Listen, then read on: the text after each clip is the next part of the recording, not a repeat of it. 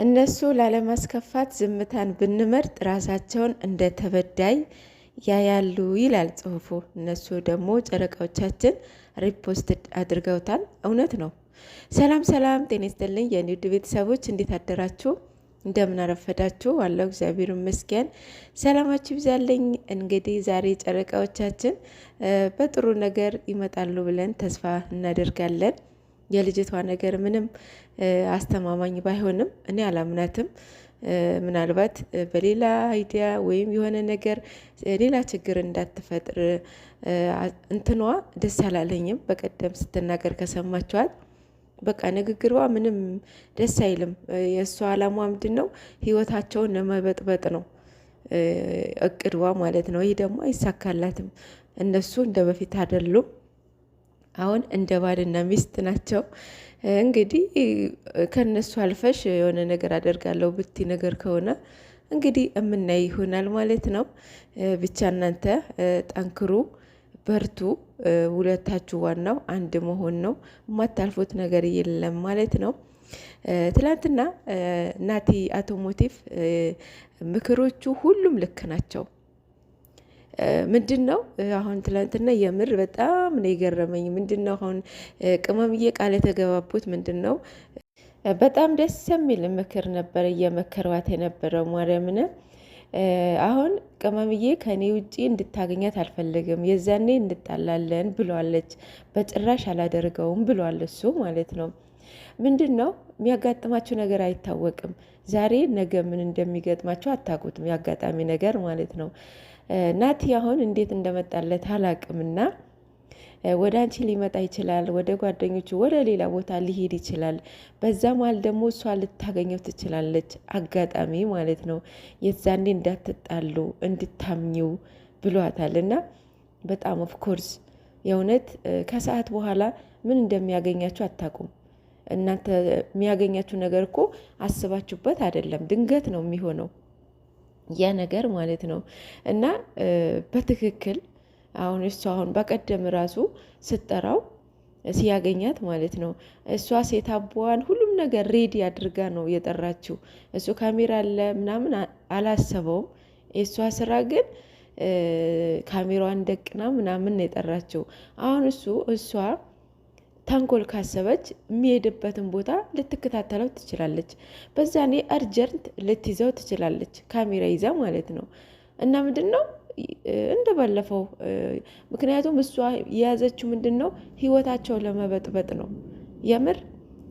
እና ይሄንን ምክሮቹ ሁሉም ልክ ናቸው። ናቲ የበሰለ ሰው እኮ አይምከራችሁ ጌታን። እና በጣም ደስ ይላል። ጨረቃዎቻችን በርቱ፣ ጠንክሩ። የማታልፉት ነገር የለም። ይሄ ፈተናዎች ለበጎ ናቸው። ከፈተናዎቻችሁ ይሄ ትልቁ ፈተናችሁ ቢሆንም ግን ደግሞ ታልፉታላችሁ። ደስ የሚለውን ነገር በሁለቱም ሳይድ ነው አይቼ የተቀበልኩ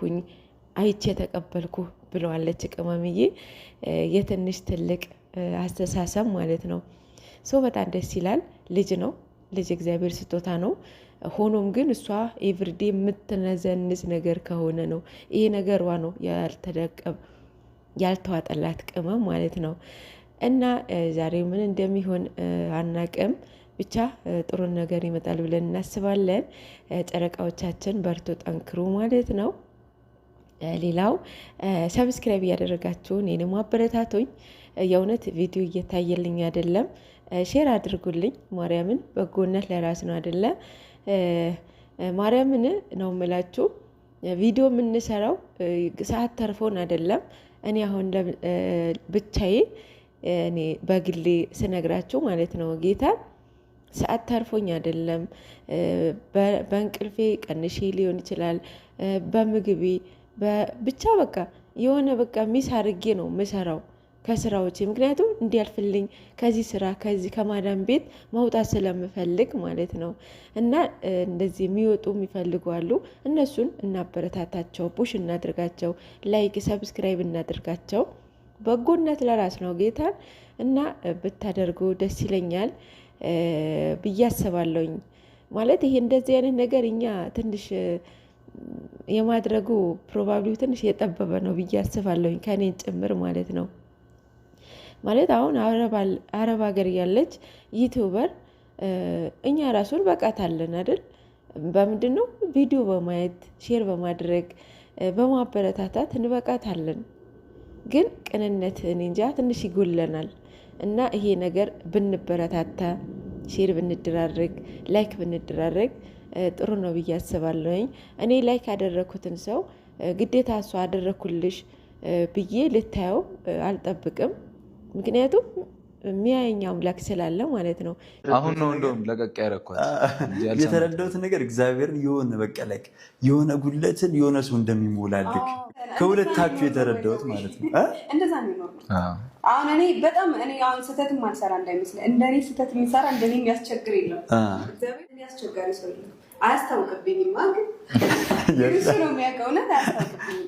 አስቸግራለሁ ግን እኔ የማስቸግረውም ደግሞ በጣም የሚቀርበውን ሰው በጣም በቃ እሱ ለእኔ ለሱ ብዬ ያሰብኩትን ሰው ብቻ የለብኝ እንጂ እንዲባክንም አልፈልግም። ምግብ ራሱ ልጅ የለ ሰው የለ ምናምን እናት እናደዳለን። ከኔ ይልቅ እሱ ነው እንደውም በጣም የሆነ የእናቶች ባህሪ ነው ያለብኝ። ማርያም ቤላ ጥረግ አድርገሽ ምናምን ጸብ ልጣላ ትችላለህ። አሁን ምግብ ላትበላው ነው አልጀመረች ተናደርኩ ምንድን ነው ብዬ አልበላም።